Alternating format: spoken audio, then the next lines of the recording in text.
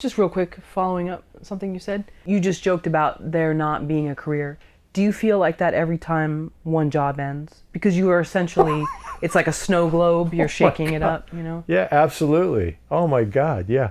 I don't remember when it happened, but I was talking with someone who had the kind of the typical, oh, you're working in TV and film, oh my God.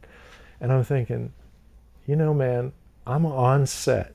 The lights are on, the camera's going, the mic's hot, the crew is standing around, they're setting up the shot, changing, you know, a lens, relighting something, whatever it is, there's a little bit of a break. I've got my cell phone out and I'm answering emails, I'm sending off texts looking for work, returning phone calls if I've got a second without interrupting everybody else, and then put it away and go right back into it. You know, hustling right on the set, in the trailer, in the makeup chair, right?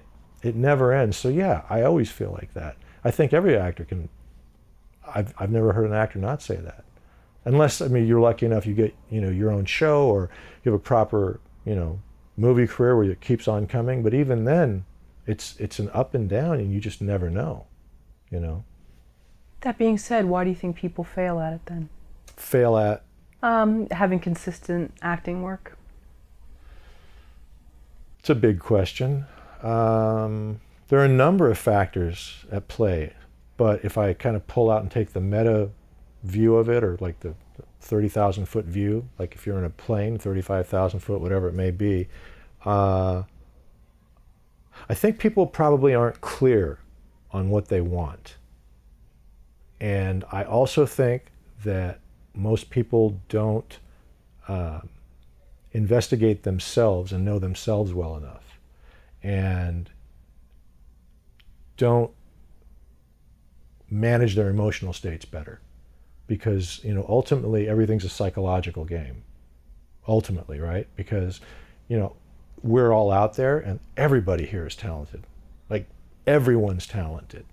Ridiculously talented. The competition level is high, right? And it was like that. I played college sports, and it was like, and it got to, I'll never forget when I got to college, you know, I played football. I was like, oh my God, these guys are all so good.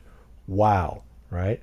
And so then it becomes a mental game, right? A psychological game, managing your emotions, staying focused, you know, making sure that you're not giving some kind of crazy meaning to something that happened that doesn't help you, doesn't serve you, and push you down the field or down the path towards whatever it is you want, being clear, your goal. And that you notice when you start to, you know, go off course, maybe you have crazy emotional reaction to something, or it gives you a bad feeling or whatever, right? Those things are important. And I think that's a long-winded answer, but that's why more people aren't as successful as they could be and work more often. Generally speaking, that is a big question, but generally speaking, I would say we start there, you know. Yeah, I just looked at a book just recently, and it was called, I won't say who the person was because I don't want to sort of break their anonymity, even though there's a book out about them, but they basically said it was the female so-and-so who was basically, they used the male version, trying to say that this person could have become that. If they hadn't managed their emotions, different things. Drinking was another one. Oh, I see. And so they showed this person's rise from sort of obscurity and was like the poor relation, and to their subsequent downfall, and just how sad it was. But I thought that was interesting because it could be a metaphor for a lot of people, and it is managing, because crazy things can happen in LA. Absolutely. And I like what you said, sort of like, I'm not sure if you said not overreacting or managing that, and that is a real skill. It is a skill, and you know, it's one that you have to work at to develop, because it's not something we're all taught. You know, like that would be a really like critical foundational course that should be in the educational system, if you're asking me. I don't know that you are, but you know, that's a life skill that's invaluable. And you know, I've got my nerdiness, and one of the things is I always like to study people who have been, you know, massively successful or influential, and across a broad spectrum of disciplines and industries, and there's Let me ask you, what do you think would be the common denominator with the most successful people? And I know that's, well, what does successful mean? So let's just say financially, spiritually, emotionally, psychologically, physically. The most successful people, what would you think is the most common trait that they have? From what I've seen, I think people that are just obsessed with something. It doesn't even mean that they're good people or anywhere on the spectrum of sort of intentions, but I think being so obsessed with whatever they are into, whether it's acting, whether it's stock trading, whether it's real estate, whether it's painting, whether it's meditation. I've seen people that just have this laser focus with something, right, and they're obsessed with it, and right, it's their life. It's 7 days a week. That is a very common answer, and that's certainly, excuse me, that's certainly necessary. The seminal book that Napoleon Hill wrote, Think and Grow Rich, you have to have that burning desire, right? White hot burning desire, which in today's world is like, I'm obsessed. Everybody says obsessed. It's not necessarily the best word to use, but it's the word of the day. So yes, that's it. But the trait that people see, that's kind of a given, is self-compassion. So sort of self-awareness or self-compassion. Compassion. Uh-huh. Can you take me through what that would be? Sure. Self-empathy. So not beating up on oneself. There you go. Interesting. I would not have guessed that. Yeah. Well, neither would I. And but where they did you all learn do. From just reading and studying different people, male, female, different industries, different disciplines, different races, origins. You're going to make mistakes. You are going to, right? So since we're talking about acting and this is film courage and writing, there's a lot of writers that watch this. And I mean, what writer do you know that doesn't beat themselves up? What actor do you know that doesn't beat themselves up, right? Right. Like there's that neuroses that's always like sitting on the shoulder here, that anxiety's over here and just like, oh my God, what are they thinking about me? Like, dude, give yourself a break, relax, right? Because reality is most everyone not even thinking about you.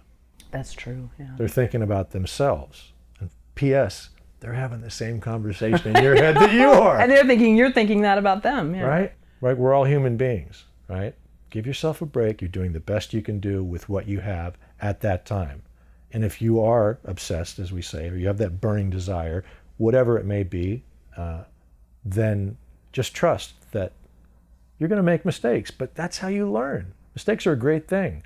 I never used to think that way. I wonder how that sounds probably crazy to say that, but it's the truth. Mistakes are a blessing, man. Number one, it means you're still alive. You got problems, you're still alive. There's an old story some guy was telling. A guy and his son are driving through town, and the kid's talking about problems. And, Dad, I just wish I didn't have any problems. They drive by the graveyard. He goes, you want to know one place where they don't have problems? And he points to the graveyard. Those problems are good. They're a sign of life, son. So, yeah, it's the truth, though, right? You're going to make mistakes. That's how you learn, man. That's how you learn. Pain is the greatest teacher there is, and everyone runs from it to their detriment, myself included, right? I find that very interesting. So instead of, let's suppose you bomb an audition or someone tells you you're horrible, God, whatever it is. I've never done that. So I don't know that I can relate. Instead of sort of reenacting like Nicolas Cage's character in Leaving Las Vegas, yeah, being more like, you know what, I'm going to go for a hike, I'm going to take care of myself. That's not as sexy and glamorous, though. And I think a lot of us, I know Julia Cameron said tortured artists get way more attention and pats on the back than people that are in it. So I wonder if we kind of fall into this wanting to almost be a tortured artist because it gets more attention and people like you more than if everything's great. People are going to be like, oh, I hate this person. Yeah, man, it's kind of it happens. It can definitely happen, right? But it's kind of a bullshit narrative. It really is. Tell me. And well, like you just said, it's not as sexy and glamorous. And it's ironic because who sexified and glamorized it? That's true. Our industry did, right? Mm-hmm. And so they, the same thing with painters, Van Gogh, took his ear off. Right. Nobody knew who he was, thought he was batshit crazy, and now he's worshipped and adored, but he's not around for it anymore, right? So, yeah, I don't know. I mean, it happens. I understand it. I don't want to poo-poo it. It's tough. I've wrestled with it. I still do. I'm not immune to it by any stretch of the imagination, but yeah, man, you got to give yourself a break. You got to do the best you can. And I can't even believe I still work. I look back at some of my old work and it's just, you cringe. I cringe, like, oh my God, right? The imposter syndrome they say they're going to figure out. One of these days they're going to figure out you have no idea what you're doing. Everyone feels that way. I've had the good fortune of knowing, dining with, being friendly with, world leaders and senators and federal judges and civil rights leaders, and they all have the similar, everyone across the board, everyone feels like that, and I think it would be more helpful if we all would hear that more often and realize that more often. And it's like, okay, man, yeah, I feel like a fraud. You know what? I feel, yeah, they can probably see that my eye is twitching, or they can probably hear my stomach gurgling, or I shouldn't have had that garlic last night, or whatever it may be. And you just say, F it, I'm going to go ahead and do it anyway.